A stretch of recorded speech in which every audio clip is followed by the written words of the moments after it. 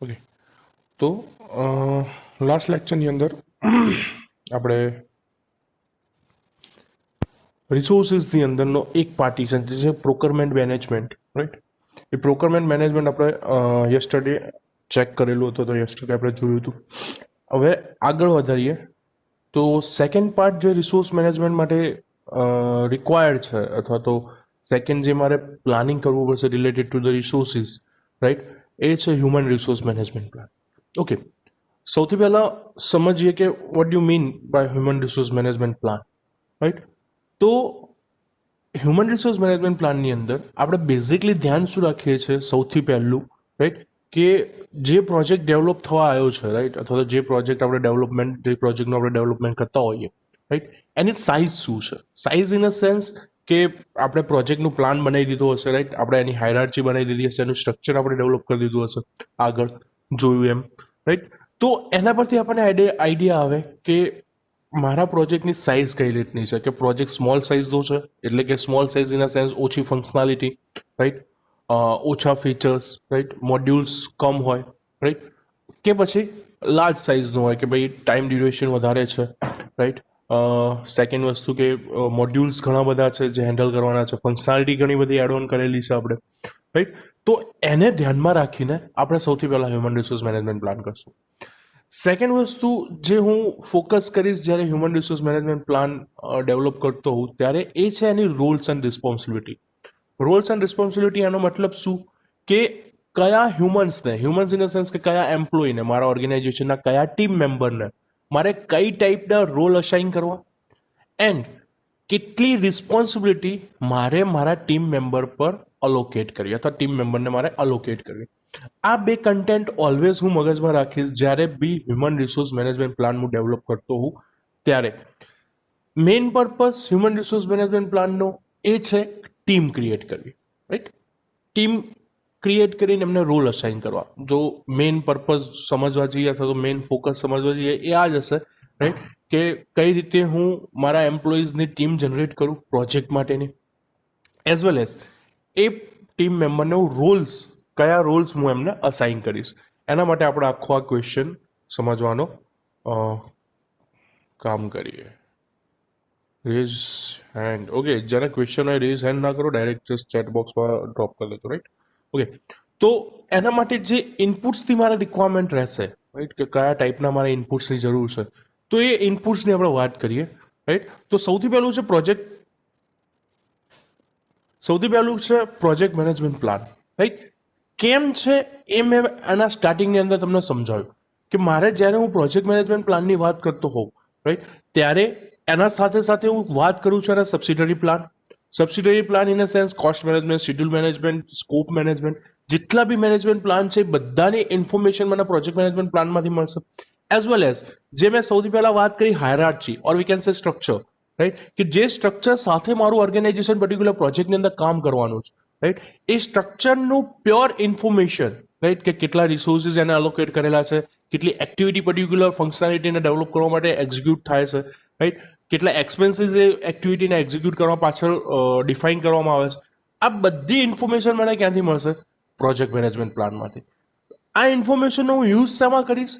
કે આ ઇન્ફોર્મેશન જો મારા પાસે અવેલેબલ હશે તો એના પરથી મને આઈડેન્ટિફિકેશન થશે કે મારા ઓર્ગેનાઇઝેશનની અંદર મારે કેટલા એમ્પ્લોઈઝને પર્ટિક્યુલર પ્રોજેક્ટની અંદર વર્ક માટે પ્રોવાઈડ કરવા. પહેલી વસ્તુ.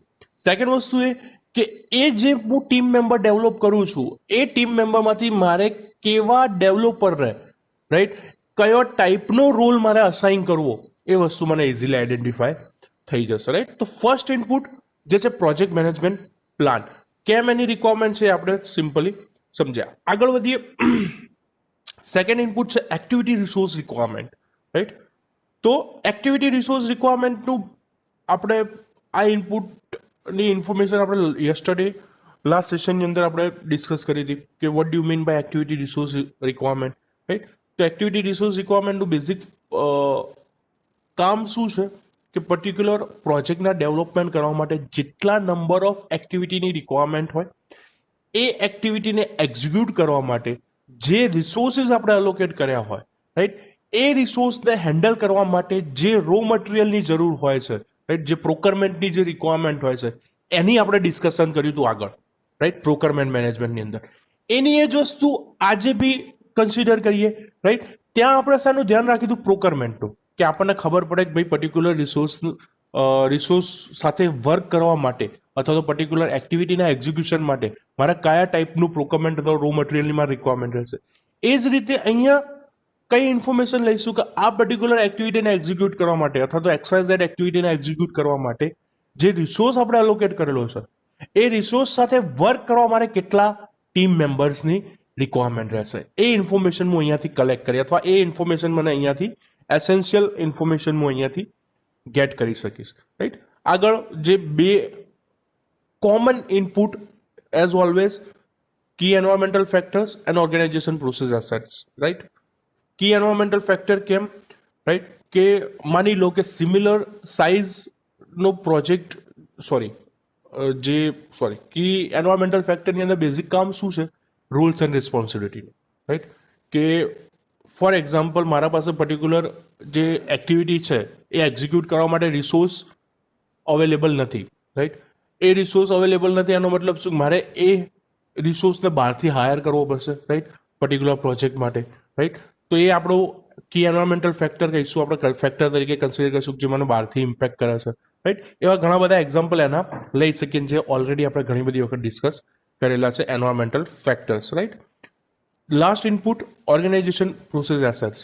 અહીંયા બી આગળ જેમ વાત કરી હતી એમ સેમ સાઇઝ, સેમ સ્કોપ અને સેમ ટાઈમ પિરિયડ વાળો જો પ્રોજેક્ટ મેં પાસ્ટમાં, રાઈટ, ઓલરેડી ડેવલપ કરેલો હોય, રાઈટ, એની જે પ્રોજેક્ટ ટીમ હતી એ પ્રોજેક્ટ માટે મેં જે પ્રોજેક્ટ ટીમ ડેવલપ કરી હતી એ પ્રોજેક્ટને ડેવલપમેન્ટ માટે મેં રૂલ્સ એન્ડ રિસ્પોન્સિબિલિટી જે ટીમ મેમ્બરને અલોકેટ કરી હતી એ બધી ઇન્ફોર્મેશન હું કલેક્ટ કરીશ ત્યાંથી, અને એ ઇન્ફોર્મેશનને ધ્યાનમાં રાખીને અથવા એને હું કન્સિડર કરીને મારા કરંટ પ્રોજેક્ટની અંદર particular rules and responsibility as well as જે બી કંઈ અધર ઇનપુટ હશે એની વર્કમાં લઈ શકીશ, રાઈટ. ટૂલ્સ એન્ડ ટેકનિક્સની વાત કરું, રાઈટ, તો ખ્યાલ હતો આપણને, રાઈટ, ઇનપુટને કન્સિડર કરતા જ, રાઈટ, કે મેઇન ટૂલ્સ એન્ડ ટેકનિક્સ શું હશે? Organization charts, right. તો ઓર્ગેનાઇઝેશન ચાર્ટ્સને અહીંયા બેઝિકલી બે ભાગની અંદર અથવા તો બે ટાઈપની અંદર ડિવાઈડ કરેલા છે, રાઈટ. પહેલો ચાર્ટ જે તમે ઓલવેઝ ભણેલા છો જે છે hierarchical chart, right, hierarchical chart. Okay, hierarchical chart તમે આગળ ભણેલા છો એ તો ઠીક છે, રાઈટ, પણ આપણે પ્રોજેક્ટ મેનેજમેન્ટ પ્રેક્ટિસ આ સબ્જેક્ટની અંદર બી હાયરાર્ચિકલ ચાર્ટ જોયો. યાદ હોય તો આપણે WBS structure, work breakdown structure વિશે આપણે ભણ્યા હતા, રાઈટ, ચેપ્ટર નંબર 2 or 3 ની અંદર, રાઈટ. એની અંદર આપણને શું કન્ટેન્ટ હતી કે મારા પ્રોજેક્ટની અંદર અથવા તો જે પ્રોજેક્ટ ઓર્ગેનાઇઝેશનની અંદર ડેવલપ થયેલો છે, થવા માટે આવેલો છે, એ પ્રોજેક્ટનો જેટલી બી ટાસ્ક છે અથવા જેટલા બી વર્કને એને એના સ્મોલર પાર્ટની અંદર આપણે ડિવાઈડ કરતા હતા, રાઈટ, જેને આપણે શું કહેતા હતા? Work breakdown structure. એનો મતલબ શું કે મારા પાસે એક સ્ટ્રક્ચર અવેલેબલ છે, રાઈટ, એ સ્ટ્રક્ચરની અંદર ઇન્ફોર્મેશન શું છે? ફાઇનલ આઉટપુટથી લઈને એના સ્ટાર્ટિંગ પોઈન્ટ સુધી આ આખું સ્ટ્રક્ચર મેં ડેવલપ કરેલું છે વર્ક બ્રેકડાઉન સ્ટ્રક્ચરની અંદર, કે કેટલા ટાઈપની એક્ટિવિટીઝ છે. એઝ વેલ એઝ જો તમને યાદ હોય તો WBS વર્ક બ્રેકડાઉન સ્ટ્રક્ચરની સાથે સાથે મેં એક બીજી વસ્તુ જોઈ હતી, રિસોર્સ બ્રેકડાઉન સ્ટ્રક્ચર, રાઈટ.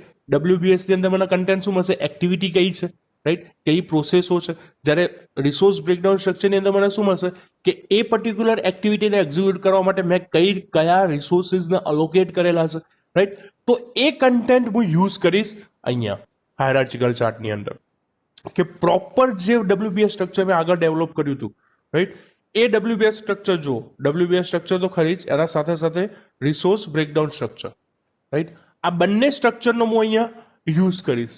શેના માટે? ઓકે, મને એક્ટિવિટીની ઇન્ફોર્મેશન મળી ગઈ, રાઈટ, તો એના પરથી મને આઈડિયા આવશે કે મારા ઓર્ગેનાઇઝેશનની અંદર પર્ટિક્યુલર એક્ટિવિટીના એક્ઝિક્યુશન માટે અથવા તો પર્ટિક્યુલર ફંક્શનાલિટીના એક્ઝિક્યુશન માટે મારા પાસે કેટલા એમ્પ્લોઈઝ છે, એ એમ્પ્લોઈઝમાંથી કયો એમ્પ્લોયે વધારે પડતો એક્સપિરિયન્સ અથવા તો બેટર છે અધર કરતા, તો એને હું શું કરીશ? પર્ટિક્યુલર એક્ટિવિટી માટે ફંક્શનલ મેનેજર બનીશ અથવા તો એને જે બી રોલ હું પ્રોવાઈડ કરવા ઈચ્છતો એ રોલ હું એને પ્રોવાઈડ કરીશ. એવી જ રીતે રિસોર્સ બ્રેકડાઉન સ્ટ્રક્ચરની વાત છે. રિસોર્સ બ્રેકડાઉન સ્ટ્રક્ચરની અંદર ઇન્ફોર્મેશન શું હશે? પર્ટિક્યુલર એક્ટિવિટીને એક્ઝિક્યુટ કરવા માટે કયા રિસોર્સનો મેં અલોકેટ કરેલું છે.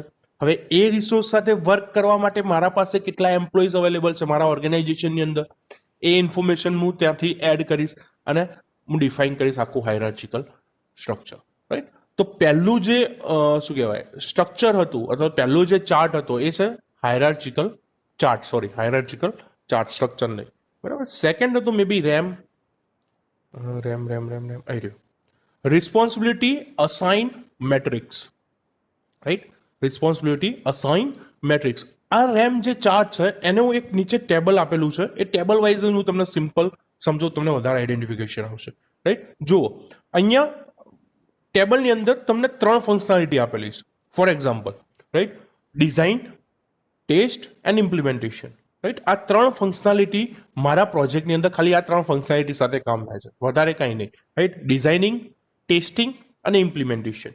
હવે આ 3 ફંક્શનાલિટી માટે મારા પાસે 4 ટીમ મેમ્બર્સ છે અહીંયા, રાઈટ. ઓલ્ગા, રે, જેન્ટિરા અને નિર્મિત. આ 4 મારા એમ્પ્લોઈઝ છે અથવા તો ટીમ મેમ્બર્સ છે જેમને મારે આ ટાસ્ક અલોકેટ કરવાના છે, રાઈટ.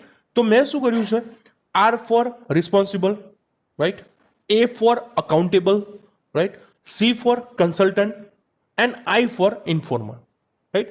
આવી રીતે મેં 4 એમના રોલ ડિફાઇન કર્યા. જો ફરીથી એકવાર સમજો આ ટેબલને, અહીંયા શું છે, આ ડિઝાઇન, ટેસ્ટ એન્ડ ઇમ્પ્લિમેન્ટેશન એ છે ઇન્ડિવિજ્યુઅલ ફંક્શનાલિટી, કે ઓર્ગેનાઇઝેશનની અંદર પ્રોજેક્ટના ડેવલપમેન્ટ માટે મારા પાસે કેટલી ફંક્શનાલિટી અવેલેબલ છે. આ ઓલ્ગા, નિર્મિત અને આ કન્ટેન્ટ શું છે, મારા ટીમ મેમ્બરની ઇન્ફોર્મેશન, એટલે કે મારા પર્ટિક્યુલર પ્રોજેક્ટ માટે મારા પાસે કેટલા ટીમ મેમ્બર અવેલેબલ છે. અને અહીંયા જે RICA આ જે કન્ટેન્ટ છે, આ કન્ટેન્ટ શું છે કે અહીંયા તમને એમની રિસ્પોન્સિબિલિટી પ્રોવાઈડ કરી છે. આર મીન્સ કે પર્ટિક્યુલર ટીમ મેમ્બર એ રિસ્પોન્સિબલ છે. A means particular team member accountable છે. C means particular team member consultant છે. I means particular team member informer છે, રાઈટ. આ 4 કન્ટેન્ટ તમને ખબર પડે. અને એવી રીતે મેં આ એક સિમ્પલ એક રેમ ચાર્ટ જનરેટ કર્યો. સિમ્પલ છે સાવ, રાઈટ. કે કઈ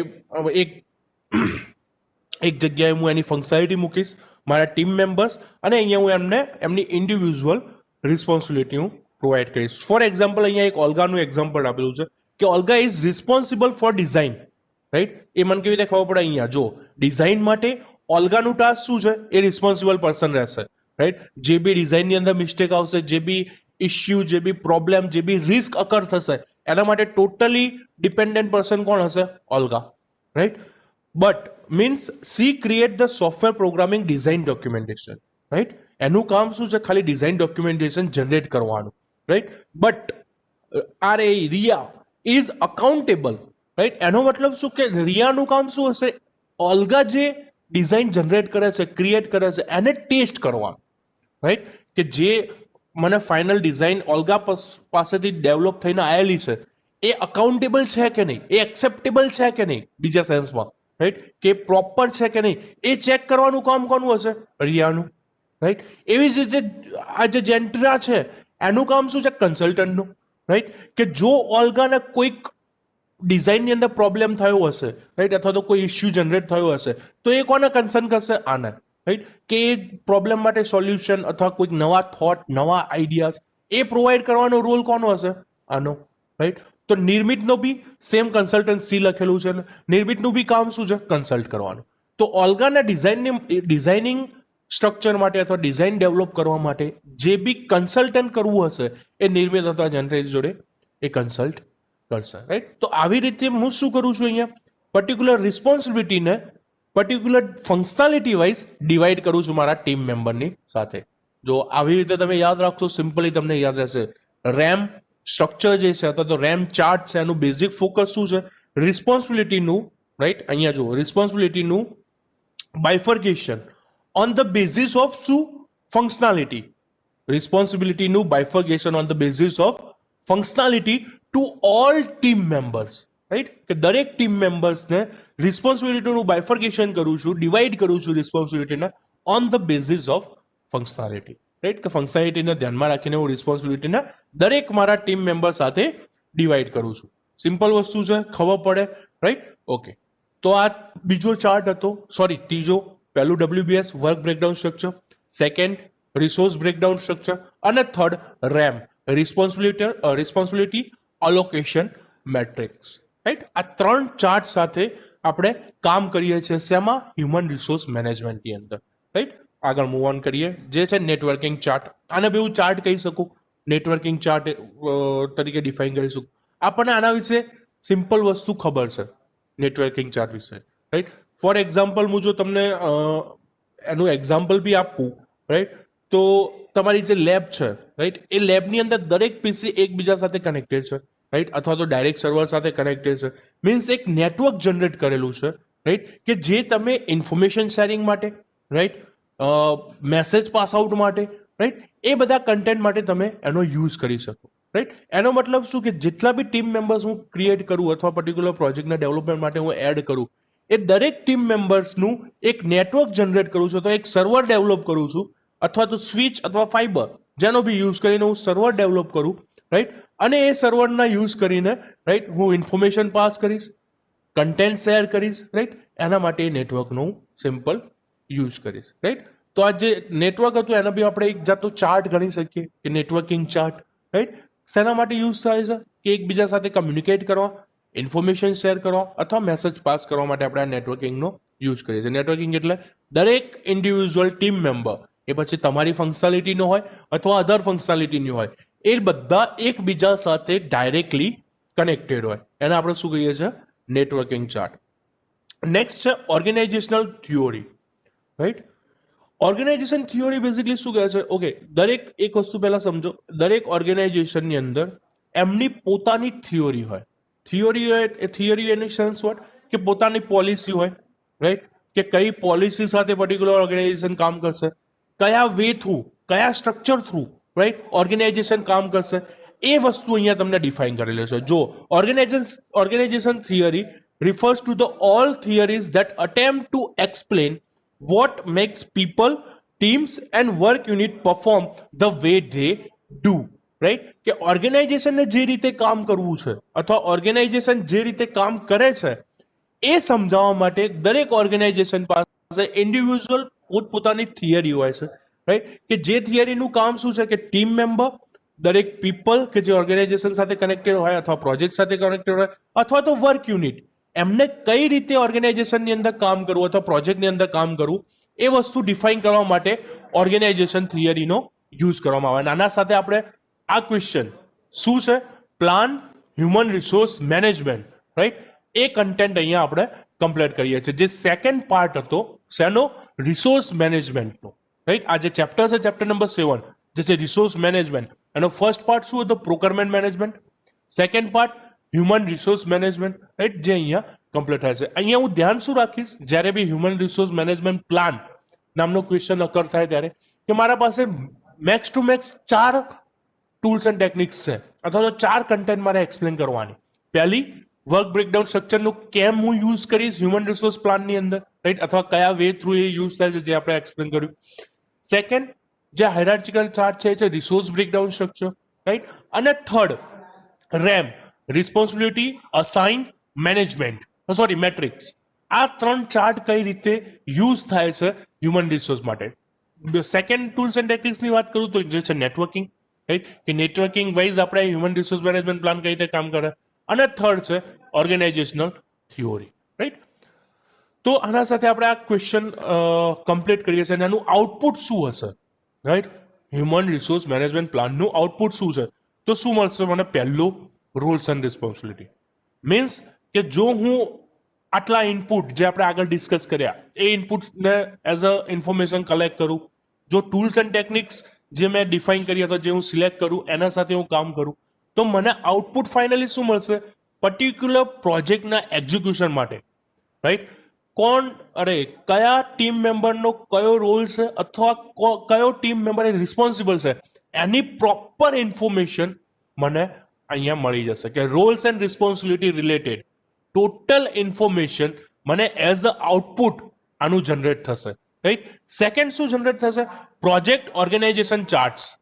એનો મતલબ શું કે આ પર્ટિક્યુલર પ્રોજેક્ટને જનરેટ કરવા માટે આ ઓર્ગેનાઇઝેશન જે આપણે આગળ લિસ્ટ આઉટ કર્યા 4 ચાર્ટ, WBS, RBS, RAM અને નેટવર્કિંગ, આ 4 ચાર્ટમાંથી ઓર્ગેનાઇઝેશન પર્ટિક્યુલર પ્રોજેક્ટ માટે કયા ચાર્ટને યુઝ કરે છે અથવા કયા ચાર્ટ સાથે કામ કરે છે એની ઇન્ફોર્મેશન મને એઝ અ આઉટપુટ મળશે.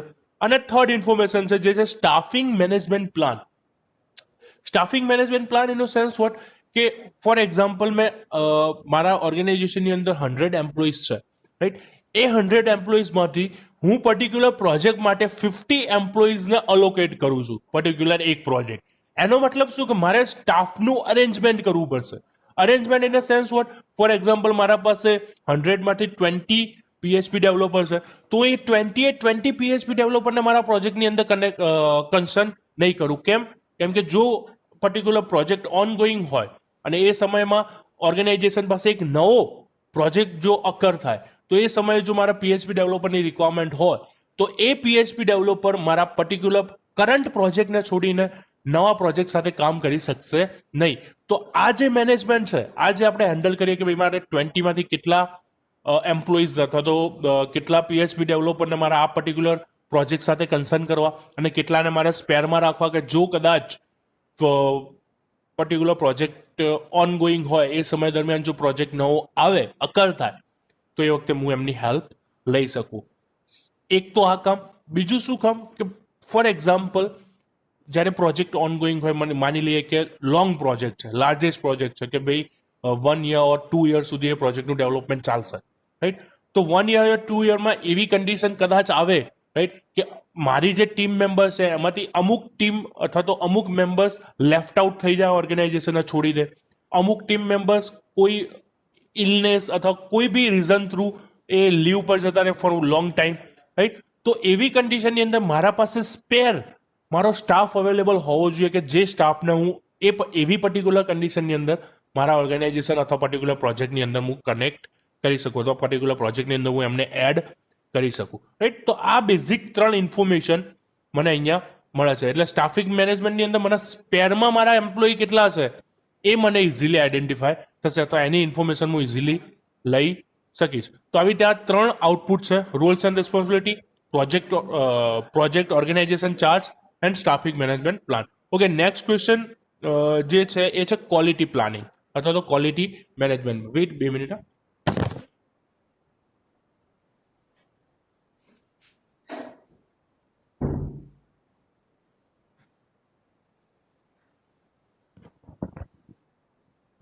ઓકે, તો સૌથી પહેલા સમજો, રાઈટ, ક્વોલિટી કેમ ઇમ્પોર્ટન્ટ રહેશે પર્ટિક્યુલર પ્રોજેક્ટ માટે. બીકોઝ જ્યારે હું ક્વોલિટીની વાત કરું, રાઈટ, અથવા તો ક્વોલિટીની કન્ટેન્ટને હું ધ્યાનમાં લઉં તો એ ક્વોલિટી બેઝિકલી 3 કન્સ્ટ્રેન્ટ પર અથવા તો 3 જગ્યાએ મને અફેક્ટ કરશે. એના સ્કોપ પર, એના એટલે કે પ્રોજેક્ટના સ્કોપ પર, સેકન્ડ પ્રોજેક્ટના શિડ્યુલ પર અને પ્રોજેક્ટના કોસ્ટ પર. કે જો પર્ટિક્યુલર પ્રોડક્ટની ક્વોલિટી એ બેટર પ્રૂવન ના થઈ, રાઈટ, અથવા તો વધારે સારી કન્ટેન્ટ અથવા તો બેટર ક્વોલિટીની કન્ટેન્ટ જો મને ફાઇનલ રિઝલ્ટ તરીકે ના મળી તો એવી કન્ડિશનની અંદર, રાઈટ, એવી કન્ડિશનની અંદર મને મારા ફાઇનલ આઉટપુટ પર એનો અફેક્ટ થશે, પર્ટિક્યુલર પ્રોજેક્ટના શિડ્યુલ એટલે કે ટાઈમ પીરિયડ પર અફેક્ટ થશે અને એના કોસ્ટ પર અફેક્ટ થશે, રાઈટ. તો આ વસ્તુ હું અહીંયા સિમ્પલી સમજી શકું છું, રાઈટ. સેકન્ડ વસ્તુ, મેં જેમ પહેલા વાત કરી હતી કે જ્યારે હું પ્રોજેક્ટની વાત કરું, રાઈટ, તો એ પ્રોજેક્ટની વાત કરતી વખતે જો હું ક્વોલિટીને હું કન્સર્નમાં લઉં, રાઈટ, તો પ્રોજેક્ટ મેનેજમેન્ટની અંદર ક્વોલિટી શું હશે કે જેટલી રિક્વાયરમેન્ટ મેં સ્પેસિફાય કરી હતી એઝ અ કસ્ટમર, રાઈટ, કે એઝ અ કસ્ટમર હું જેટલી રિક્વાયરમેન્ટની ડિમાન્ડ કરું છું અથવા જેટલી રિક્વાયરમેન્ટ હું મારા ફાઇનલ રિઝલ્ટની અંદર ફાઇનલ પ્રોડક્ટની અંદર એક્સપેક્ટ કરું છું, એ દરેક રિક્વાયરમેન્ટ જો મારા ફાઇનલ પ્રોડક્ટની અંદર હશે અથવા તો જો એ રિક્વાયરમેન્ટ મેટ થતી હોય તો જ મારા પ્રોડક્ટની ક્વોલિટી એ બેટર પ્રૂવન થાય. ક્લિયરલી સમજી લો કે જ્યારે હું સોફ્ટવેરની વાત કરું અથવા પ્રોજેક્ટ ડેવલપમેન્ટની વાત કરું એવી કન્ડિશનની અંદર પ્રોડક્ટની ક્વોલિટી ઇનો સેન્સ વોટ કે બધી જ requirement, all of the requirement which have been mention by customer, right, કે કસ્ટમર થ્રુ જેટલી બી રિક્વાયરમેન્ટ મેન્શન કરેલી હોય એ દરેક રિક્વાયરમેન્ટ જો મારા ફાઇનલ પ્રોડક્ટની અંદર અથવા તો ફાઇનલ આઉટપુટની અંદર અવેલેબલ હોય, રાઈટ, તો એવી કન્ડિશનની અંદર હું એવું ડિફાઇન કરી શકું, રાઈટ, કે મારા ફાઇનલ પ્રોડક્ટની ક્વોલિટી એ બેટર પ્રૂવન થયેલી છે, રાઈટ. તો જ્યારે મારા ક્વોલિટીની વાત કરતો અથવા ડિફાઇન કરતો કે પર્ટિક્યુલર પ્રોડક્ટની ક્વોલિટી કઈ રીતની છે, રાઈટ, તો એના માટે મારે ઇનપુટ્સ કેટલી જરૂર પડશે અથવા કેટલા ઇનપુટની મારે રિક્વાયરમેન્ટ રહેશે, રાઈટ? તો મોસ્ટલી અહીંયા જે લિસ્ટ આપેલું છે ઇનપુટ્સનું એ બધા આપણે જોયેલા છે ઓલરેડી, રાઈટ? ફર્સ્ટ છે પ્રોજેક્ટ મેનેજમેન્ટ પ્લાન. ઓકે, હવે બહુ થઈ ગયું પ્રોજેક્ટ મેનેજમેન્ટ પ્લાનનું, રાઈટ? આપણે ઘણી બધી વખત પ્રોજેક્ટ મેનેજમેન્ટ પ્લાનનું ડિસ્કસ કર્યું છે, હું ફરીથી એના પર નથી પડતો. નેક્સ્ટ છે stakeholder register. Okay, stakeholder રજિસ્ટરનું અહીંયા ક્વોલિટીના ફેક્ટરને ધ્યાનમાં રાખવા કેમ જરૂર પડે સમજો. સ્ટેક હોલ્ડર રજિસ્ટરની અંદર ઇન્ફોર્મેશન શું હશે કે organization as well as project, right? આ બંને સાથે ડાયરેક્ટલી ઓર ઇનડાયરેક્ટલી અથવા બહારથી એક્સટર્નલી અથવા ઇન્ટરનલી જેટલા બી એમ્પ્લોઈઝ અથવા તો જેટલા બી હ્યુમન્સ કનેક્ટેડ હશે એ બધાને ઇન્ફોર્મેશન મારા સ્ટેક હોલ્ડર રજિસ્ટરની અંદર અવેલેબલ હશે. સિમ્પલ વસ્તુ, રાઈટ? તો અહીંયા મને કન્સિડર શું કરવામાં આવે કે દરેક સ્ટેક હોલ્ડર્સ એમની જે રિક્વાયરમેન્ટ હતી એ બધી આપણે ફાઇનલ આઉટપુટ અથવા તો ફાઇનલ રિઝલ્ટની અંદર આપણે મેન્શન કરેલી છે કે નહીં એ વસ્તુ અહીંયાથી ચેક કરી શકું કે ભાઈ માની લો કે 10 મારા સ્ટેક હોલ્ડર છે જે પર્ટિક્યુલર પ્રોજેક્ટ સાથે કનેક્ટેડ છે, એ 10માંથી એક બી એવો ના હોવો જોઈએ કે જેની રિક્વાયરમેન્ટ મેં મારા પ્રોડક્ટની અંદર ફૂલફિલ ના કરેલી હોય. એટલા માટે આપણે આને એઝ અ ઇનપુટ તરીકે કન્સિડર કરશું, મને ખબર પડે કે મારા પ્રોજેક્ટ સાથે કેટલા સ્ટેક હોલ્ડર્સ જોડાયેલા છે. Next risk register. ઓકે, આપણને ખબર છે રિસ્ક રજિસ્ટરની અંદર કન્ટેન્ટ શું છે, number of list with priority અને ફૂલ ડિસ્ક્રિપ્શન. ફૂલ ડિસ્ક્રિપ્શન સાથે અને પ્રાયોરિટી સાથે આપણે લિસ્ટ બનાવેલું હોય છે રિસ્કનું કે જે પ્રોબેબલ ચાન્સીસ છે અકર થવાના. તો એના પરથી આપણને શું ખબર પડે કે પર્ટિક્યુલર પ્રોડક્ટની અંદર, રાઈટ, ડેવલપમેન્ટની અંદર પર્ટિક્યુલર રિસ્ક જો અકર થાય, શું કર્યું, ચેન્જ કર્યું છું? ઓકે, પર્ટિક્યુલર રિસ્ક જો અકર થાય, રાઈટ, તો એવી કન્ડિશનની અંદર મારા પ્રોડક્ટની ક્વોલિટી પર કોઈ ઇમ્પેક્ટ થાય છે કે નહીં એ વસ્તુને ઇઝીલી સમજી શકું છું. કે માની લઈએ કે હાઈ પ્રાયોરિટી અને હાઈ ઇમ્પેક્ટ વાળા જો કોઈ રિસ્ક હોય, રાઈટ, અને જો એ અકર થવાના હોય તો આપણે શું ચેક કરવું પડે કે એ પર્ટિક્યુલર રિસ્ક જો અકર થશે તો એનો ઇમ્પેક્ટ મારા પ્રોડક્ટની ક્વોલિટી પર આવશે કે નહીં આવે એ વસ્તુ આપણે અહીંયાથી ચેક કરીએ છીએ રિસ્ક રજિસ્ટરમાંથી. નેક્સ્ટ છે રિક્વાયરમેન્ટ ડોક્યુમેન્ટેશન. ઓકે, કેમ એ મને ખબર પડે આ ઇનપુટની જરૂર પડે રિક્વાયરમેન્ટ ડોક્યુમેન્ટેશન. ઓકે, ફરીથી એકવાર રિક્વાયરમેન્ટ ડોક્યુમેન્ટેશનની અંદર કન્ટેન્ટ શું હોય, આપણે પહેલા બી લાસ્ટ લેક્ચરમાં બી વાત થઈ હતી કે રિક્વાયરમેન્ટ ડોક્યુમેન્ટેશનની અંદર કન્ટેન્ટ શું હશે કે ઇન્ટરનલ અથવા એક્સટર્નલ, રાઈટ, જેટલી બી રિક્વાયરમેન્ટ્સ અવેલેબલ હોય એ દરેક રિક્વાયરમેન્ટની ઇન્ફોર્મેશન મારા રિક્વાયરમેન્ટ ડોક્યુમેન્ટેશનની અંદર અવેલેબલ હશે. હવે ઇન્ટરનલ અને એક્સટર્નલ એટલે શું? એક્સટર્નલ કે જે મને કસ્ટમરે પ્રોવાઈડ કરેલી છે, ઇન્ટરનલ જે મારા ડેવલપરે પોતાના એક્સપિરિયન્સ વાઇઝ નવી રિક્વાયરમેન્ટ્સ અંદર એડ કરેલી છે. તો આ બંને ટાઈપની રિક્વાયરમેન્ટ કે જે મારા ઓર્ગેનાઇઝેશનના એમ્પ્લોઈઝ થ્રુ એડ કરેલી છે અથવા કસ્ટમર થ્રુ એડ થયેલી છે, એ દરેક રિક્વાયરમેન્ટની ઇન્ફોર્મેશન ક્યાં અવેલેબલ છે? રિક્વાયરમેન્ટ ડોક્યુમેન્ટેશનની અંદર. ઓકે, આ તો પ્યોર ઇન્ફોર્મેશન છે કે જેની મારે જરૂર પડશે જો હું ક્વોલિટી મેનેજમેન્ટનો પ્લાન કરતો હોઉં, રાઈટ? અને છેલ્લા બે organization process assets and enterprise environment factor, right, એનો હું અત્યારે નિગ્લેક્ટ કરું છું. ઓકે, એક વસ્તુ નિગ્લેક્ટ નહીં કરું એન્ટરપ્રાઇઝ એન્વાયરમેન્ટલ ફેક્ટરમાં, રાઈટ, કે કઈ કન્ટેન્ટ મારે જોઈશે અથવા તો મેઇન ફોકસ શેના પર હશે એન્ટરપ્રાઇઝ એન્વાયરમેન્ટલ ફેક્ટરની અંદર, એ છે standards and regulations, right? Standards and regulations એનો સેન્સ વોટ કે ઓર્ગેનાઇઝેશન જ્યારે ક્વોલિટીની વાત કરતા હોઈએ, ફોર એક્ઝામ્પલ આપણે ઘણી બધી પ્રોડક્ટની અંદર જોતા હોઈએ આઈએસઓ માર્ક, રાઈટ? એ આઈએસઓ માર્ક શું કહે છે? પ્રોડક્ટની બેટર ક્વોલિટી પ્રૂવ કરે, રાઈટ? તો એ માર્ક આપણી કંપની ના મારી શકે, આપણો ઓર્ગેનાઇઝેશન ના મારી શકે. એ માર્ક કોણ મારે? જે ઓથોરાઇઝ ઓર્ગેનાઇઝેશન હોય, રાઈટ, કે જે પર્ટિક્યુલર પ્રોડક્ટના સ્ટાન્ડર્ડ્સ એન્ડ એના રેગ્યુલેશન્સને ચેક કરતું હોય, રાઈટ, એ મને એ પર્ટિક્યુલર સ્ટેમ્પ મારી આપે કે ભાઈ પર્ટિક્યુલર પ્રોડક્ટ જે છે એ બેટર ક્વોલિટીની પ્રોડક્ટ અવેલેબલ છે. તો અહીંયા એ ઇન્ફોર્મેશન મારે લેવી પડશે કે જે પ્રોડક્ટનું હું મેન્યુફેક્ચરિંગ કરું છું, right, any quality proper standard and regulation maintain કરેલી છે કે નહીં એ વસ્તુ મારે અહીંયા ડિફાઇન કરવી પડશે, રાઈટ? હવે હું આગળ વધું જે છે એની tools and techniques. Mostly tools and techniques આપણે જોયેલી છે, રાઈટ? ફર્સ્ટ છે cost benefit analysis, right? Okay, cost benefit analysis એનો મતલબ શું, રાઈટ? ક્વોલિટીની જ્યારે હું વાત કરતો હોઉં, રાઈટ, તો quality in a sense what, મેં યાદ હોય તો પ્રોક્યોરમેન્ટ વખતે આ વસ્તુનું ડિસ્કશન કર્યું હતું થોડુંક, રાઈટ, કે જે ટાઈપનું અથવા જે ક્વોલિટીનું હું રો મટીરિયલ યુઝ કરીશ, રાઈટ, સામે એ જ ક્વોલિટી અથવા એવી જ ટાઈપની ક્વોલિટીનું મને મારું ફાઇનલ આઉટપુટ મળશે અથવા ફાઇનલ પ્રોડક્ટ મને એવી જ ક્વોલિટીનું મળશે. તો અહીંયા તમને શું કહે છે જુઓ કે meeting quality requirements are follow, benefits શું મળી રહે, રાઈટ. તો stakeholder satisfaction is increase, right. જો હું કોસ્ટ બેનિફિટ એનાલિસિસ કરું તો એનાથી મને ફાયદો શું મળશે, બેનિફિટ શું મળશે. તો પહેલો બેનિફિટ શું છે કે stakeholder satisfaction is increase, right. કે વધારે પડતા સ્ટેક હોલ્ડર્સ એ આપણા વર્કથી સેટિસ્ફાઈડ થાય. નેક્સ્ટ છે cost are low, right. Cost અથવા તો જે એક્સપેન્સીસ છે લો થશે. Productivity is high, right. કે જે પ્રોડક્ટિવિટી છે એ વધારે પડતી પ્રોડક્ટિવિટી મળશે. અને દેર ઇઝ લેસ રીવર્ક. લેસ રીવર્ક એનો સેન્સ વોટ કે હું કસ્ટમરને આપીશ તો એવા ઓછા ચાન્સીસ છે કે પ્રોડક્ટ કસ્ટમર પાસેથી પાછી એરર સોલ્યુશન અથવા પ્રોબ્લેમ સોલ્યુશન માટે આવે, રાઈટ. તો આટલા બેનિફિટ થાય જો આપણે કોસ્ટ બેનિફિટ એનાલિસિસનું એક્ઝિક્યુશન પ્રોપરલી કરતા હોઈએ આપણી ક્વોલિટીના મેનેજમેન્ટ માટે અથવા ક્વોલિટી ચેક માટે. નેક્સ્ટ છે cost of quality. Cost of quality શું કહે છે? Cost of quality is the total cost to produce the product or service of the project, right. કે પ્રોજેક્ટને ડેવલપ કરવા માટે અથવા તો પર્ટિક્યુલર પ્રોડક્ટને ડેવલપ કરવા માટે જેટલો બી ટોટલ એક્સપેન્સીસ થાય છે, રાઈટ, એ ટોટલ એક્સપેન્સીસને આપણે શું કહીએ છીએ? Cost of quality, right. Cost of quality શું છે? Total cost to produce the product or the service of the product, right.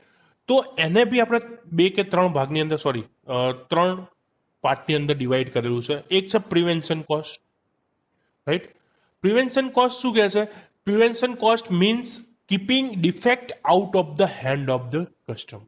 Prevention cost શું કહે છે? કે આપણે પ્રોડક્ટને કસ્ટમર સુધી પહોંચાડીએ અથવા કસ્ટમરને આપણે પ્રોડક્ટ હેન્ડઓવર કરીએ એ પહેલાં જ બધી જ રીતે આપણે એને ટેસ્ટ કરી દઈએ, રાઈટ. એનાથી આપણને ફાયદો શું થાય કે જો પ્રોડક્ટ ટેસ્ટિંગની અંદર, રાઈટ, ટેસ્ટ કરીએ આપણે તો એની અંદર કોઈ જ જાતના પ્રોબ્લેમ અકર ના થતા હોય, કોઈ જ જાતના એરર અકર ના થતી હોય, તો મને પ્રોફિટ શું થશે કે જ્યારે એ પ્રોડક્ટ કસ્ટમર જોડે જશે તો એ પ્રોડક્ટ કસ્ટમર પાસેથી પાછી ઓર્ગેનાઇઝેશનની અંદર નહીં આવે કંઈક સુધારા વધારવા માટે.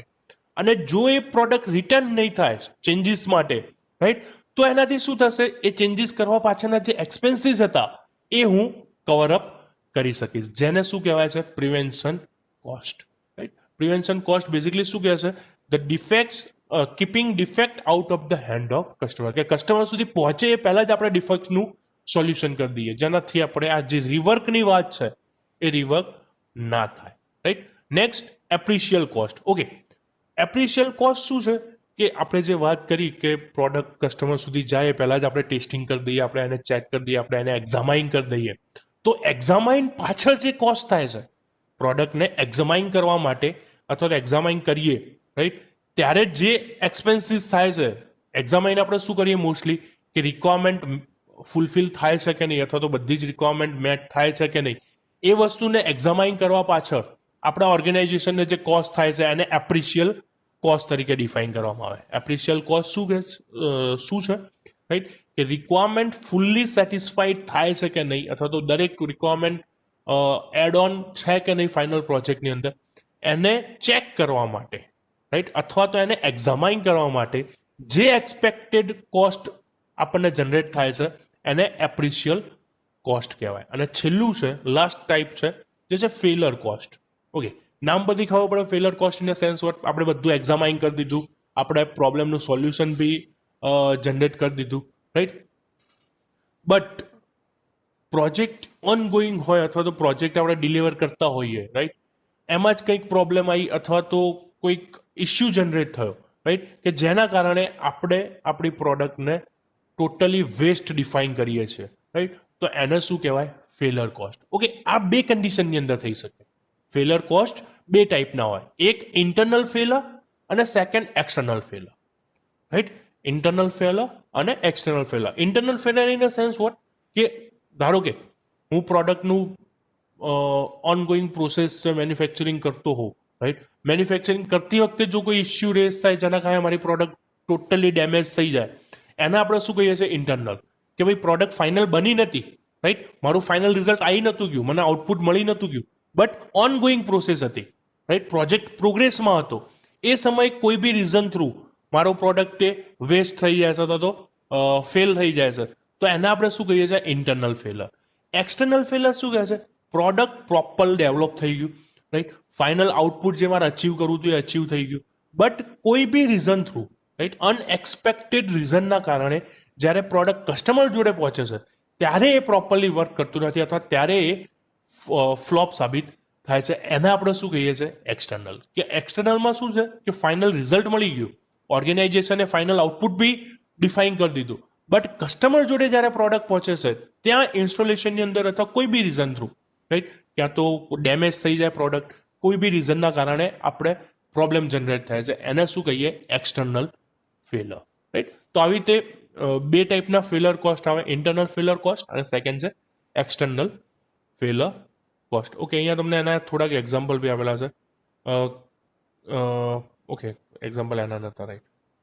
નેક્સ્ટ જે ટૂલ્સ એન્ડ ટેકનિક્સ છે, રાઈટ, એ છે બેન્ચમાર્કિંગ, રાઈટ. તો બેન્ચમાર્કિંગ શું છે? જો એની ડેફિનેશન અહીંયા આપેલી છે, benchmarking is a process of comparing previous similar activity to the current project activity to provide a standard to measure performance against. Simple જો ભાષામાં હું તમને સમજાવું અથવા એક જ લાઇનની અંદર આખી વસ્તુને સમજવી હોય તો જે પ્રોડક્ટ અથવા એની પ્રોસેસ, રાઈટ, બે વસ્તુ છે, પ્રોડક્ટ અથવા એની પ્રોસેસ જે આપણે કરન્ટલી ડેવલપ કરીએ છીએ એનું કમ્પેરિઝન પ્રીવિયસલી આપણે જે પ્રોડક્ટ બનાવી હતી અથવા પ્રીવિયસ આપણે જે પ્રોસેસ એક્ઝિક્યુટ કરી હતી એના સાથે જે કમ્પેરિઝન આપણે કરીએ છીએ એને આપણે બેન્ચમાર્કિંગ કહીએ. સિમ્પલ. અત્યારની પ્રોડક્ટને એક્ઝિસ્ટિંગ પ્રોડક્ટ સાથે કમ્પેર કરીએ અથવા કરંટ પ્રોસેસને એક્ઝિસ્ટિંગ પ્રોસેસ સાથે આપણે જે કમ્પેરિઝન કરીએ છીએ, આ જે પ્રોસેસ છે એને શું કહીએ આપણે? Benchmarking, right. કે આપણા કરંટ પ્રોડક્ટને એના કોમ્પિટિટર સાથે અથવા કોમ્પિટિટર ના કહેવું હોય તો એક્ઝિસ્ટિંગ પ્રોસેસ સાથે અથવા એક્ઝિસ્ટિંગ પ્રોડક્ટ સાથે આપણે જે કમ્પેરિઝન કરીએ છીએ એને શું કહેવાય? Benchmarking. Design of experiment. Okay, design of experiment શું કહે છે? રાઈટ, એક બેઝિક ટેકનિક છે, રાઈટ, કે જે ક્વોલિટીના મેઝરમેન્ટ માટે આપણે મોસ્ટલી યુઝ કરતા હોઈએ, રાઈટ. કે ફોર એક્ઝામ્પલ હું સોફ્ટવેરની વાત કરું, રાઈટ, તો સોફ્ટવેર મેં કોઈક એક કન્ફિગ્યુરેશન સાથે મેં ડેવલપ કર્યું, રાઈટ, પ્રોપર એ કન્ફિગ્યુરેશનની અંદર એનું ઇન્સ્ટોલેશન બી પ્રોપર થયું, એ વર્ક બી પ્રોપર કરે છે, રાઈટ. બટ આપણે શું કરવું પડે એની અંદર? Experiment in a sense what? કે આપણે આપણા કરંટ કન્ફિગ્યુરેશન કરતા lower configuration as well as current configuration કરતા હાયર કન્ફિગ્યુરેશન, આ બંને ટાઈપના કન્ફિગ્યુરેશનની અંદર પર્ટિક્યુલર સોફ્ટવેરને ઇન્સ્ટોલ કરીને એને રન કરીને આપણે ચેક કરવું પડે કે lower configuration as well as higher કન્ફિગ્યુરેશનની અંદર બી particular product proper performance provide કરે છે કે નહીં, એ વસ્તુ ચેક કરવા માટે ડિઝાઇન ઓફ એક્સપેરિમેન્ટ્સનો યુઝ કરવામાં આવે. કે જે કરંટ કન્ફિગ્યુરેશનની અંદર પ્રોજેક્ટનું ડેવલપમેન્ટ થયું છે અથવા પ્રોડક્ટનું ડેવલપમેન્ટ થયું છે એના કરતાં lower version as well as એના કરતાં હાયર વર્ઝનની અંદર પર્ટિક્યુલર સોફ્ટવેર અથવા પ્રોડક્ટ પ્રોપરલી ઇન્સ્ટોલ થાય છે એઝ વેલ એઝ એની દરેક ફંક્શનાલિટી પ્રોપરલી વર્ક કરે છે કે નહીં એને એક્સપેરિમેન્ટ કરવા, એને ચેક કરવા માટે ડિઝાઇન ઓફ એક્સપેરિમેન્ટ્સનો યુઝ થાય છે. અને આના સાથે ચેપ્ટર નંબર 7, રાઈટ, અહીંયા આપણે કમ્પ્લીટ કરીએ છીએ. ચેપ્ટર નંબર 7ની અંદર 3 પાર્ટીશન હતા. પહેલું તો ચેપ્ટર હતું રિસોર્સ મેનેજમેન્ટ. રિસોર્સ મેનેજમેન્ટને આપણે 3 અલગ અલગ પાર્ટની અંદર ડિવાઈડ કર્યા: procurement management, human resource management અને ક્વોલિટી પ્લાનિંગ અથવા તો ક્વોલિટી મેનેજમેન્ટ, રાઈટ. સિમ્પલ બે ચેપ્ટર હતું, ચેપ્ટર નંબર 7. નેક્સ્ટ ટાઈમ આપણે જ્યારે મળીએ ત્યારે આપણે નવું ચેપ્ટર નંબર 8 સ્ટાર્ટ કરશું. અને ઓકે, 5 મિનિટનો મેસેજ આવી ગયો છે, રાઈટ, તો તમે તમારો રોલ નંબર એન્ડ નેમ ચેટબોક્સની અંદર એન્ટર કરી શકો. એઝ વેલ એઝ જો કોઈ બી રિલેટેડ ટુ ટોપિક અથવા related to chapter or anything else જે તમને કોઈ ક્વેશ્ચન રેઝ થતો હોય, રાઈટ, એ ક્વેશ્ચન તમે મને ચેટ વિન્ડોની અંદર લખી શકો છો.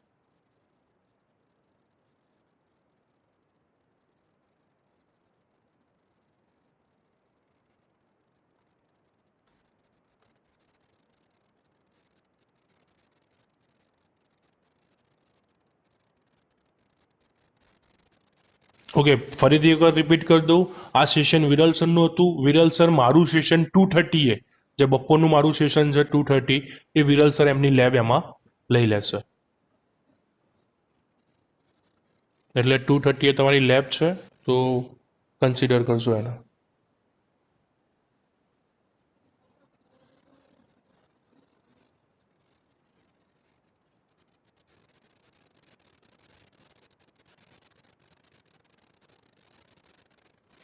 ઓકે, જો બધાએ અટેન્ડન્સ આપી દીધી હોય તો તમે લોકો લેફ્ટ થઈ શકો છો.